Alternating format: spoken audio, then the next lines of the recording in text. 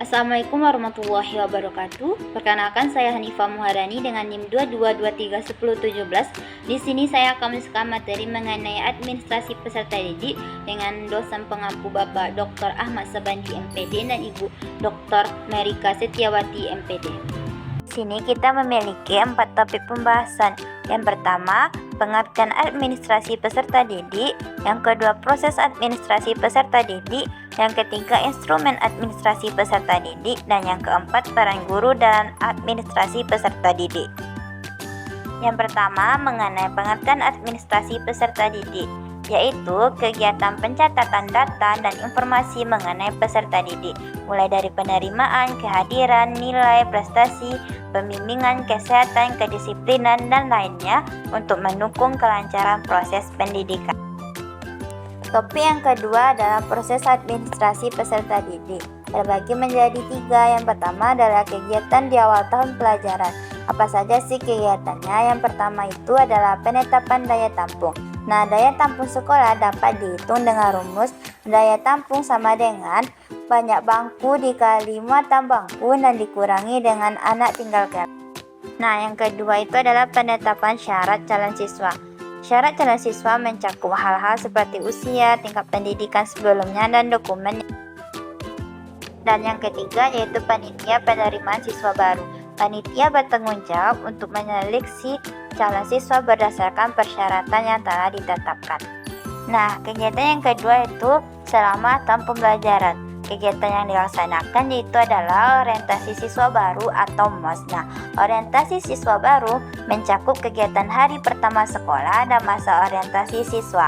Yang kedua adalah promosi dan mutasi. Promosi yaitu satu proses di mana siswa dipindahkan dari satu kelas ke kelas yang lain yang lebih tinggi setelah memenuhi persyaratan tertentu.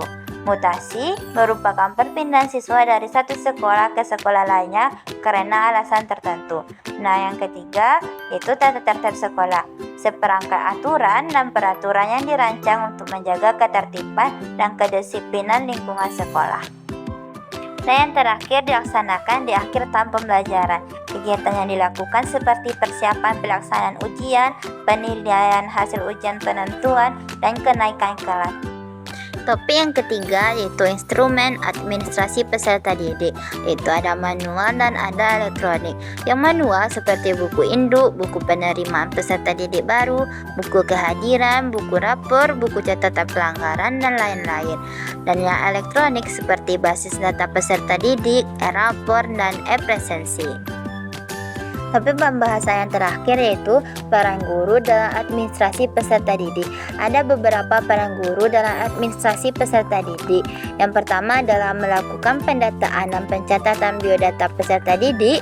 Yang kedua, mencatat kehadiran dan ketidakhadiran peserta didik. Yang ketiga, mencatat nilai, prestasi, dan perkembangan peserta didik.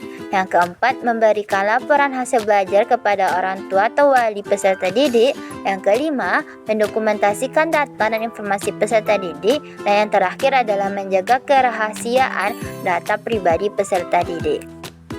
Jadi administrasi peserta didik di satu sekolah sangatlah penting karena administrasi peserta didiklah yang melakukan proses pengurusan serta layanan dalam hal-hal yang berkaitan dengan murid di suatu sekolah, mulai dari perencanaan penerimaan murid baru, pembinaan selama murid baru berada di sekolah, sampai dengan murid menamatkan pendidikannya di sekolah.